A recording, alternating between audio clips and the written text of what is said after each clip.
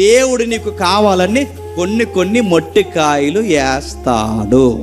ఆ మొట్టికాయలు వేసినప్పుడు ఏం చేయాలి? దేవుడిని తిట్టుకోకూడదు, దేవుడి మీద కోపమించకూడదు. ఒక అమ్మాయి ఇలాగే కోపమించింది దేవుడి మీద. ఒక రోజు అంటుంది, అన్నయ్య నీకు విషయం చెప్పాలని అంది. ఏంటమ్మా అని అడిగాను నేను. రేపు నుంచి నేను డాడీతో మాట్లాడినన్నయ్య అంది. అనడం మీ నాన్న ఏమన్నా పెళ్లి సంబంధం చూసాడు అన్నాను నేను. ఈ డాడీ కాదన్నయ్య. చెప్పండి. ఆ డాడీతో మాట్లాడా. ఆ డాడీ ఏం చేశాడు నిన్ను అన్నాను నేను. అంటే ఇంక మాట్లాడినానయ్య, 3 రోజుల నుంచి ఒక ఆన్సర్ అడుగుతున్నాను అన్నయ్య, చెప్పనన్నాడు, చెప్పట్లేదు, అందుకే ఇంక రేపు నుంచి మాట్లాడినాడు. ఇది ఎలా ఉందో చెప్తున్నా?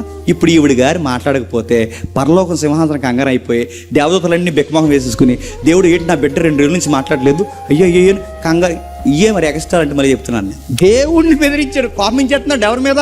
ఈవిడికి ఏదో శ్రమ వచ్చిందట, ఆ శ్రమ ఇప్పుడు తీరలేదట. ఇప్పుడు ఆ శ్రమ తీరకపోయేసరికి రేపు నుంచి ఎవరితో మాట్లాడదట? లేవు ఇలాంటి భక్తులు.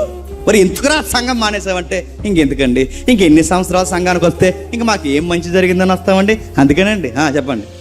కాయటికి తిరిగేస్తానండి ఇంకా అన్నాడు.